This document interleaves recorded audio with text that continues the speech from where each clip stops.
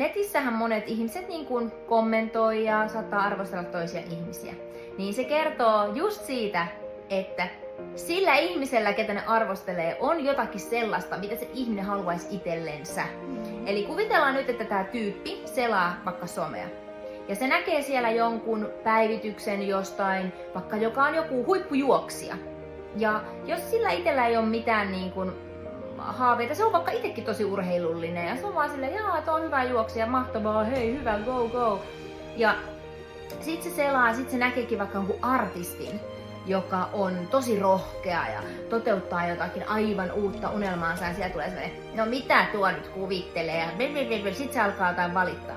Niin se tarkoittaa sitä, että se on kateellinen sille artistille, koska sillä on joku ominaisuus, mitä sillä juoksijalla, mikä hänellä on, mutta hän ei ole uskaltanut vielä tuoda itsessään esille. Ja se ei tarkoita, että se, jolla herää se tunne, että se vaikka itse haluaisi olla artisti, se voi olla vaikka sellainen, että voi kun mä olisin rohkeampi, että mä uskaltaisin vaikka pukeutua rohkeammin. Tai joku sellainen vähän hienovarainen juttu sieltä. Ja se on itse asiassa jännä juttu, että se myöntää itselleen, että hitsi siellä on jotain, mitä mä haluaisin itselleni. Ja mä oon itse harjoitellut sitä aika paljon tässä viime kuukausina, että aina kun tulee joku, jossa mulla herää vähänkään jotain kateuden tunnetta, niin mä oikein laitan sen suurennuslasin itselleni ja katson, että hei, onko tossa jotain sellaista, mitä mä haluaisin itselleni. Ja joka kerta siellä on jotain sellaista.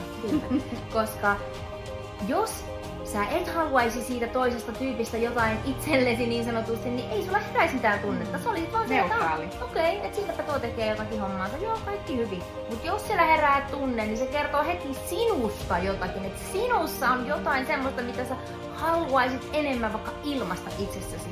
Joten sä sanot hyvin aina, että kateus on kompassi. Kyllä. Kateus on kompassi, joka näyttää, mitä sä haluat sun elämään ja mitä sä voisit lisätä sun elämään. Pistä testiin.